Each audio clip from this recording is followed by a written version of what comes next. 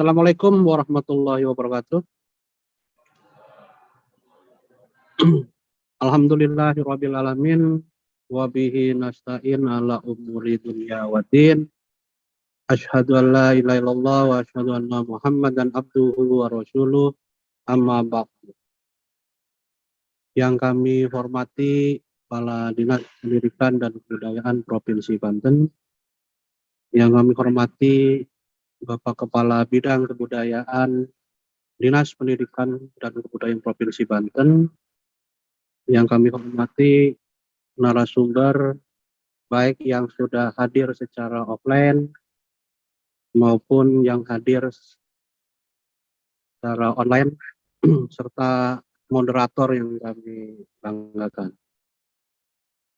Bapak-bapak dan ibu-ibu yang hadir secara offline di ruang pemutaran film gedung Museum Negeri Banten yang kami banggakan. Alhamdulillah, puji dan syukur marilah kita panjatkan kehadirat Allah Subhanahu wa taala, di mana pada siang ini alhamdulillah kita dapat bertemu, bersilaturahmi baik yang secara online maupun yang offline dalam rangka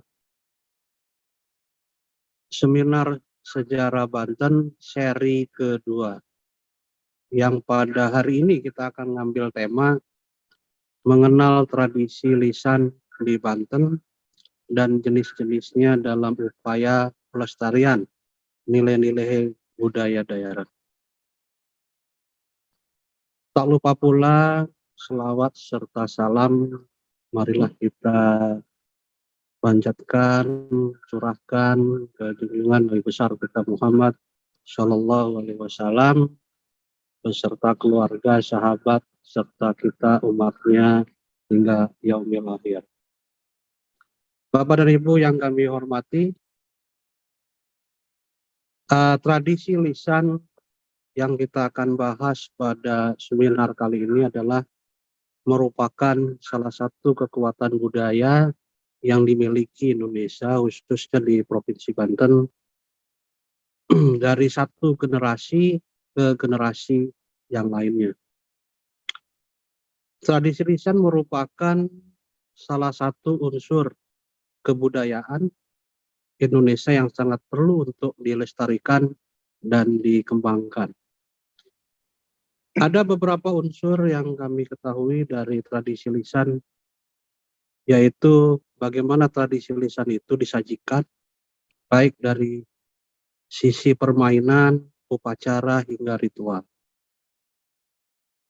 Yang insya Allah pada hari ini sama-sama kita akan mengenal tradisi lisan di Banten dan jenis-jenisnya yang masih kita lestarikan di daerah kita di Provinsi Banten, sehingga kita bisa memahami nilai kelestarian dari nilai-nilai luhur dari sebuah tradisi lisan tersebut.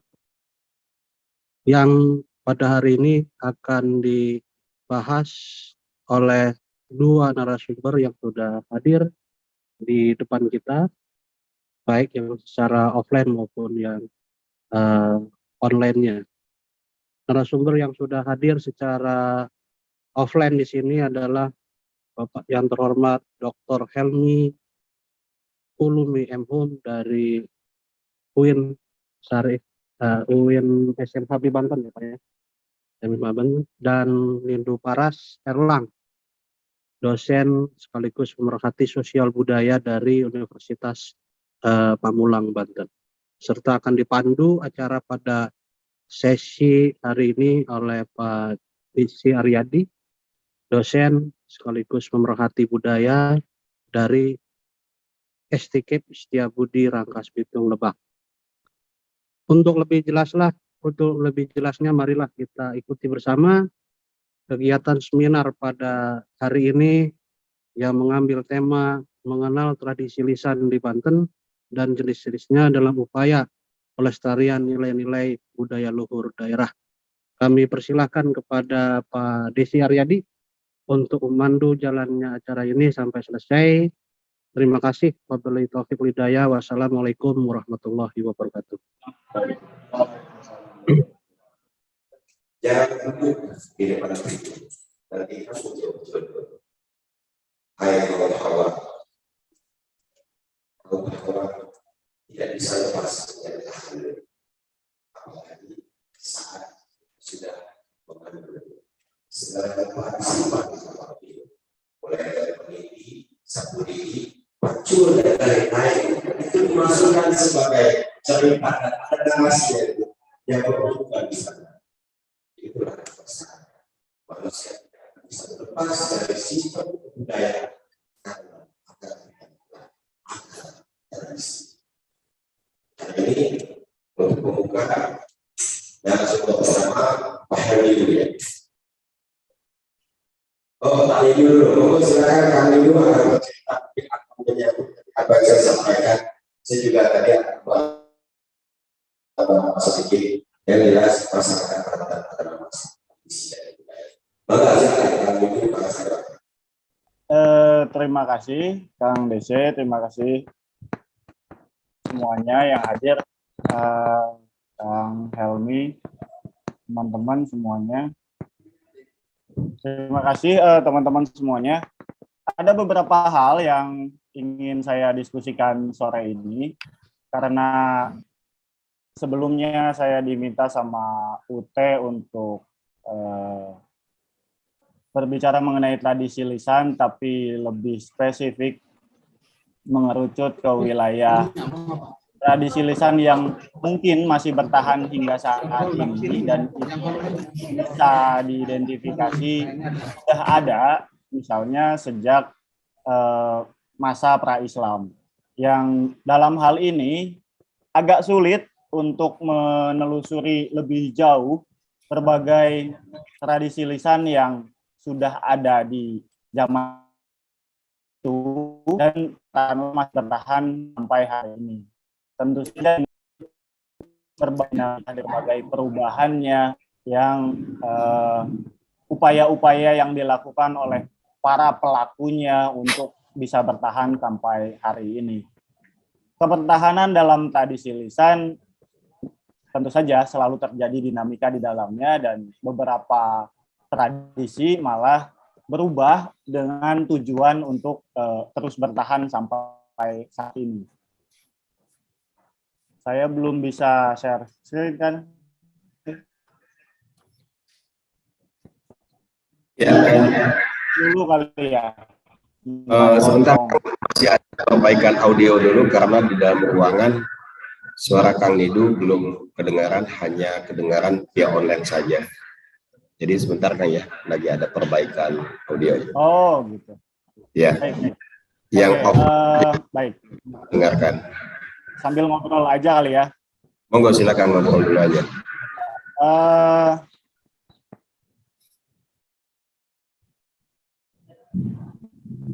Di tahun-tahun 2017, 2018, saya sempat untuk kepentingan menulis tesis, sebetulnya saya sempat menelusuri pesisir di Banten dari ujung utara sampai ujung selatan, yang itu kemudian saya menemukan tradisi melarung sesaji. Nah, di Banten itu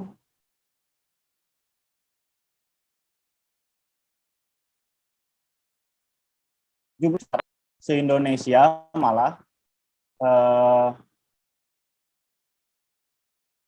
dan kantung-kantung banyak. Karena paling tidak Banten tuh punya 3 pesisir di utara, Laut Jawa, lalu ada Selat Sunda, dan di sebelah barat ada Samudra Hindia. Nah, ketika saya melakukan penelusuran itu, beberapa daerah yang saat ini termasuk Provinsi Banten, itu masih ada ritual melarung sesaji ke tengah laut. Tapi dari berbagai lokasi yang saya temui, tentu saja perubahan dalam prosesnya itu sudah sedemikian rupa, malah di Kota Serang misalnya yang di Karangantu itu sudah berubah menjadi festival yang dalam pengelolaannya beberapa kali ditangani oleh Dinas Kebudayaan atau Dinas Pariwisata Kota Serang. Terus ada juga di Labuan. Di Labuan masih ada ritual melarung sesaji itu, tapi kecenderungannya tidak kontinu setiap tahun dilakukan karena ada berbagai kepentingan, entah itu dilarang atau berbenturan dengan kalangan agamawan dan sebagainya. Nah, di wilayah Pandeglang beberapa memang sudah disesuaikan dengan kondisi saat ini. Artinya yang prosesi yang dilarungnya saja waktu tahun 2016 misalnya di Pandeglang itu sudah bukan lagi kepala kerbau. Nah, di tahun 2017-2018 saya mengikuti satu ritual yang tampaknya mereka bisa bertahan secara kontinu terus-menerus, itu satu-satunya hanya ada di Tangerang. Justru di Tangerang, di Cituis, itu daerah Paku Haji, sekitar 2,5 jam dari belakang bandara, yang dalam bentuk cerita sampai dengan keseluruhan prosesnya nyaris tidak melibatkan unsur-unsur keislaman. Misalnya, kalau di Labuan, tentu saja doa bersama itu akan dipimpin oleh kiai, sekalipun misalnya nanti keesokan harinya akan melarung. Di Kota Serang juga seperti itu. Nah, di Cituis, otoritas tunggal itu seorang dipercayai oleh masyarakatnya mampu melakukan hubungan dengan penjaga pulkor.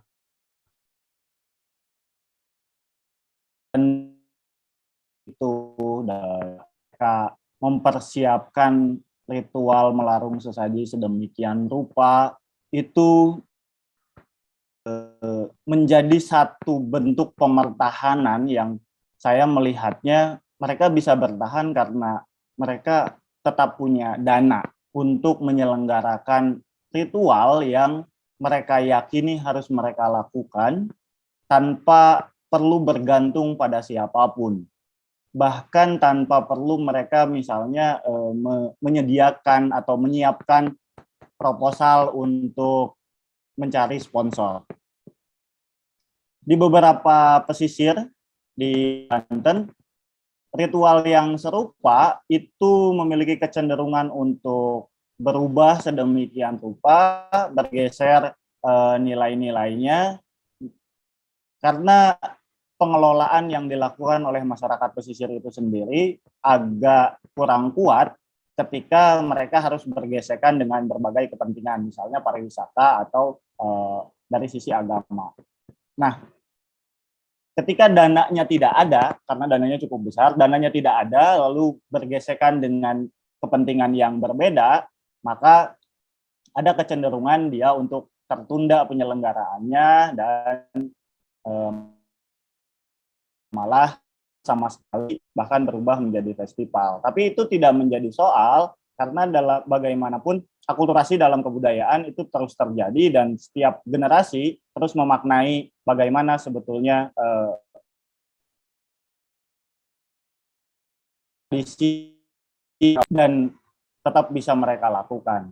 Jadi tiap generasi, bagi saya generasi selalu memaknai isi yang mereka warisi itu dan selalu terjadi perubahan dalam arti sebetulnya. Nah, itu salah satunya misalnya. Lalu saya minta UT untuk jauh banget. Ini jauh lebih sulit saya pikir ketika ketika harus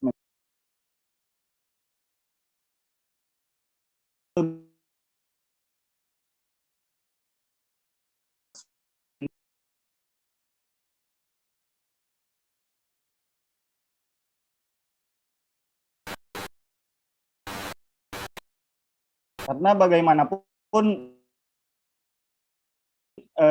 buah kunci yang selalu dimunculkan sisi religiusitasnya, dalam hal ini Islam misalnya, berbagai kesenian berbagai tradisi lisan itu pun ya sudah berfusi sedemikian rupa, berakulturasi sedemikian rupa, dan bahkan mungkin beberapa sudah tidak bisa diidentifikasi bahwa itu bagian atau pernah ada jauh sebelum masa pra-Islam, jauh sebelum Islam ada di Banten misalnya, seperti itu. Nah, tentu saja dalam hal ini kemudian saya memilih untuk melipir gitu ya ke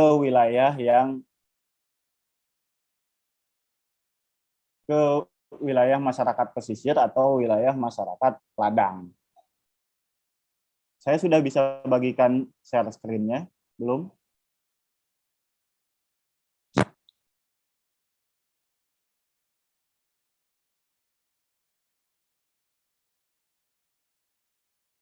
Saya memilih dua sisi itu, masyarakat pesisir dan masyarakat peladang, karena kita tahu kalau misalnya masyarakat ladang, dalam hal ini pertanian padi di ladang, itu dianggap jauh lebih tua daripada sistem pertanian dalam bentuk persawahan.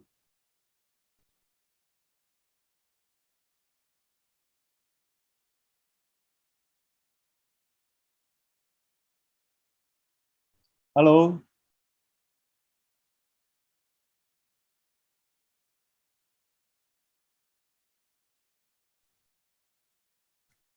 Lanjut Kang Dido. Lagi kata saya. Nah, maksud saya bisa nggak saya aja yang share-nya biar saya leluasa.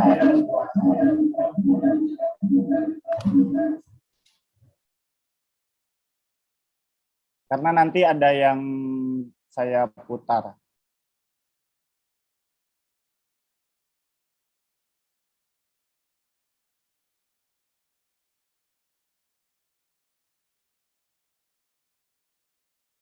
Ya, ke atas lagi, ke atas.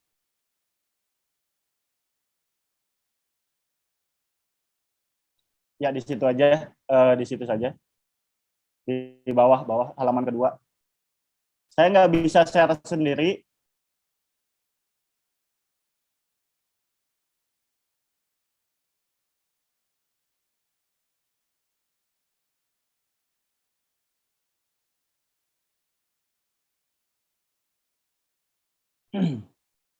Oke, kalau gitu. Kita lanjut aja. Kalau nggak boleh nge-share sendiri. Ya, bagaimanapun, tapi ini kemudian dalam berbagai definisi, kita bisa melihat banyak sebetulnya, apalagi sebetulnya tradisi lisan sebagai suatu wilayah kajian itu pun belum cukup lama. Sebelumnya kita banyak berbicara mengenai folklore misalnya, karena istilah itu muncul lebih dulu. Tapi kemudian apa-apa yang menjadi bagian dari folklore yang oleh Dananjaya misalnya dipilah menjadi 3 buah, folklore lisan, setengah lisan, dan bukan lisan, itu pun pada akhirnya menjadi bagian dari apa yang disebut sebagai tradisi lisan. Pada masa-masa sebelumnya, tradisi lisan sering sekali hanya diterucutkan pada wilayah ceritanya saja, mitosnya saja, legenda, atau hal-hal lain yang itu memang ditransmisikan dari satu generasi ke generasi lain secara lisan. Tapi dalam wilayah pengkajian, ya tradisi lisan tidak hanya hal-hal itu saja, tapi menyangkut keseluruhan hidup komunitas para pemiliknya. Ya kearifan, ya sistem nilai, ya pengetahuan tradisional, dan sebagainya. Dalam hal ini tradisi lisan dipahami sebagai ucapan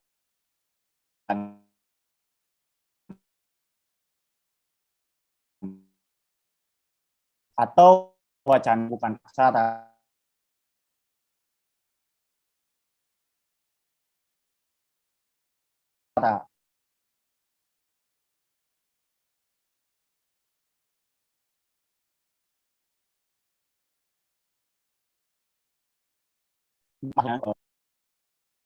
Syukuran bayi semacam itu, teks yang dibawakan dalam ritus semacam itu kan sebetulnya sudah pernah ditulis, dan itu teks asalnya dari teks tertulis gitu. Tapi dalam praktiknya itu sudah dibawakan, bahkan orang-orangnya, para pelakunya sudah tidak lagi membacanya secara langsung, tapi itu ya dilisankan aja gitu. Nah, bahkan generasi muda berikutnya misalnya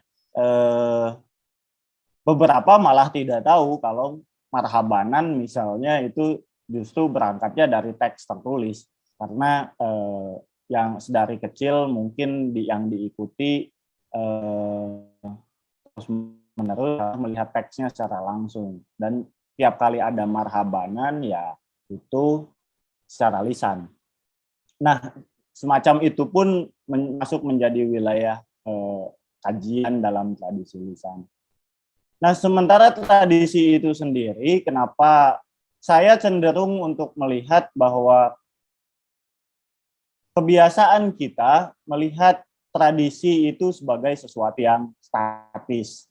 Bahwa tradisi itu berasal dari masa yang sudah sangat lampau, yang seolah-olah bentuknya harus begitu-begitu saja, bentuknya harus tidak berubah sama sekali, dan sebagainya. Padahal pada masa lalu tradisi-tradisi yang sampai hari ini datang kepada kita warisi sebagai pemiliknya, itu juga diciptakan oleh masyarakat penyokongnya.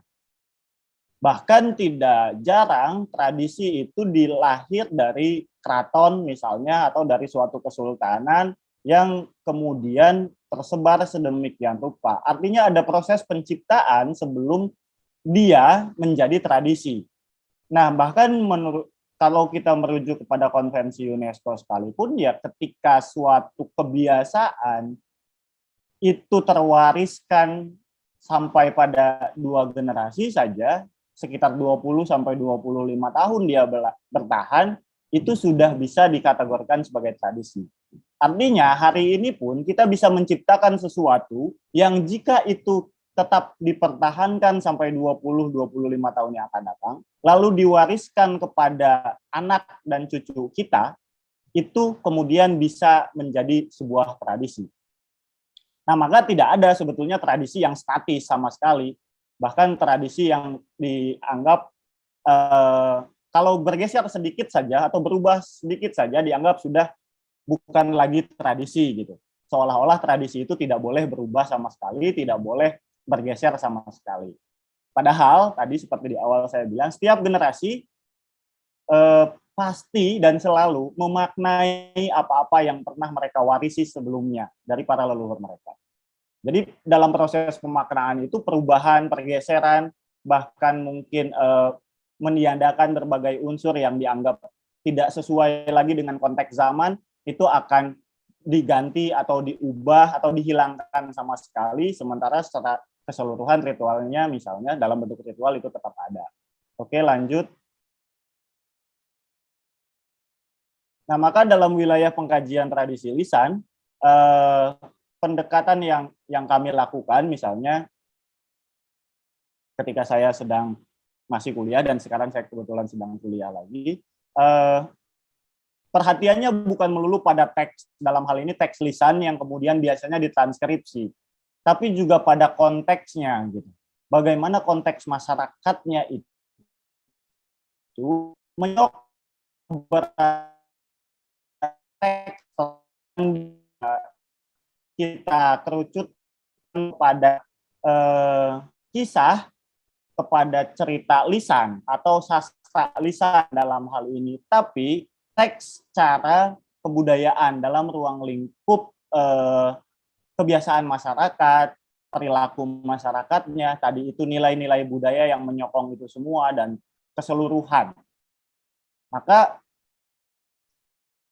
konteks yang dilihat di dalam tradisi lisan itu meliputi ya performannya, kalau dia bentuknya pertunjukan atau bahkan bentuknya ritual. Dalam hal ini ritual pun kan sebetulnya bisa dilihat sebagai sebuah performan, sebagai sebuah pertunjukan. Lalu pesannya yang ada di dalam pertunjukan itu, dan tentu saja audiens. Audiens bisa siapa saja, bisa memang penonton yang sengaja hadir untuk menyaksikan ritual itu atau pertunjukan itu, atau ya masyarakat pelakunya itu sendiri. Nah, jadi dalam wilayah pengkajian tradisi lisan justru yang dilihat secara holistik dia keseluruhan tempat hidupnya si tradisi tersebut. Lanjut. Nah, 5 kategori dalam pewarisan budaya tak benda yang setiap tahun diusulkan oleh dan provinsi di Indonesia itu masuk ke dalam pengkajian tradisi lisan.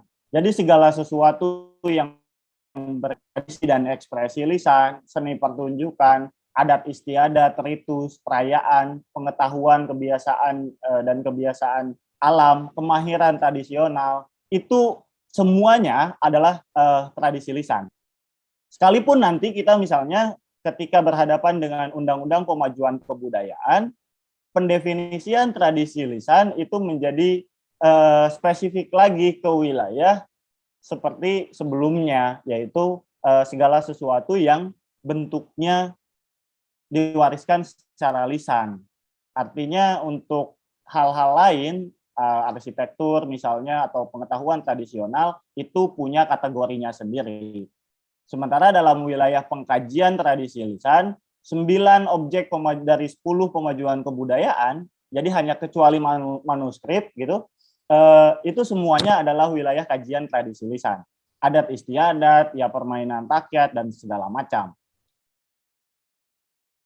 Nah, jadi cakupannya tradisi lisan di wilayah pengkajian itu sangat jauh lebih luas ketimbang misalnya ketika kebutuhan tradisi lisan itu sendiri untuk usulan dari kabupaten atau kota atau provinsi untuk ditetapkan oleh Direktorat Jenderal Kebudayaan sebagai warisan budaya tak benda, misalnya seperti itu.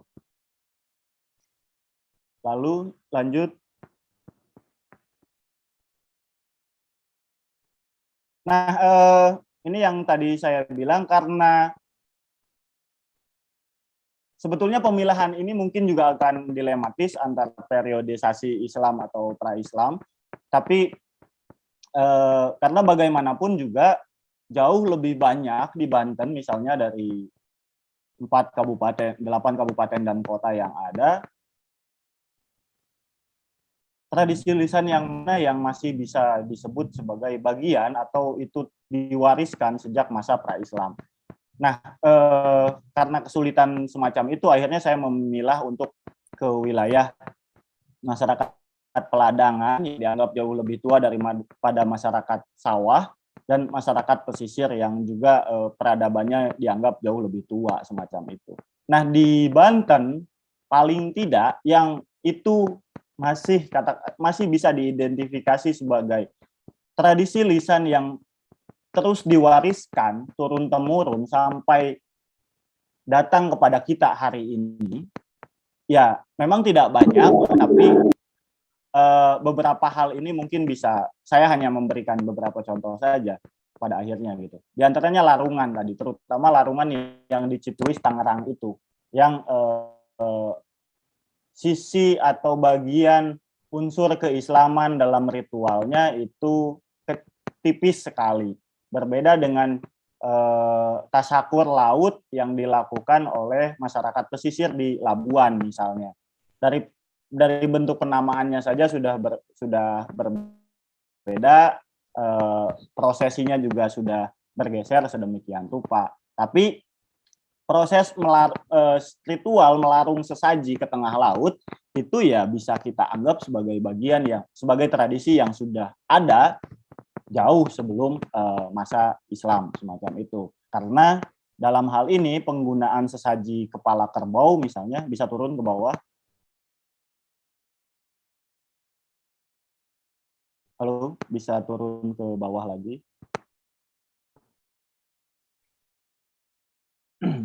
Nah, ritual melarung dengan sesaji kepala kerbau itu tentu saja jauh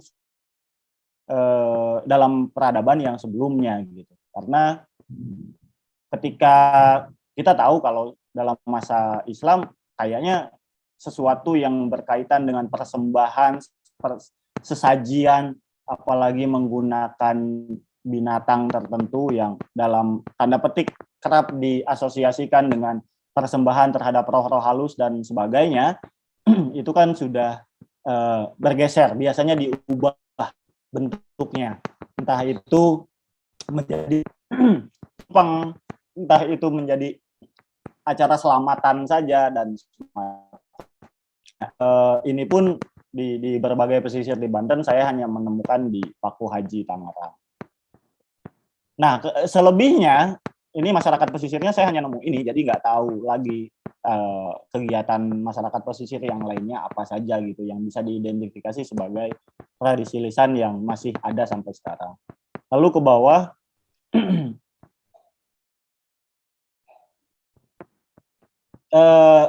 karinding gitu, berbagai alat musik yang kemudian digunakan oleh masyarakat peladang, balik lagi tadi, itu karena masyarakat peladang juga diidentifikasi sebagai masyarakat yang lebih peradabannya lebih tua ketimbang masyarakat yang mengelola pertanian dengan sistem persawahan, berbagai alat musik bambu yang sampai kepada kita hari ini ya diantaranya karinding. Karinding ada yang menyebut sudah berkembang sejak abad 14-15 gitu.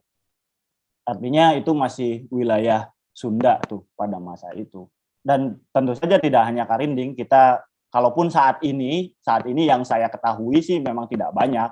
Mungkin teman-teman Institut Karinding Nusantara yang sedang menggalakkan itu terus-menerus membuat workshop dan lain-lain untuk memulai lagi, mempelajari lagi karinding ini gitu.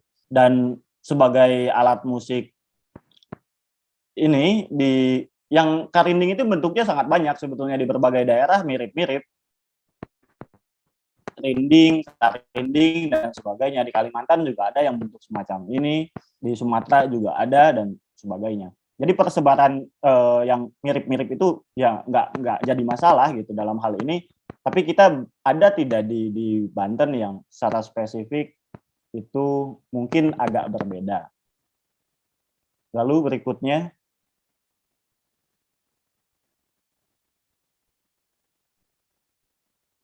Nah, ini lalu ini calempung.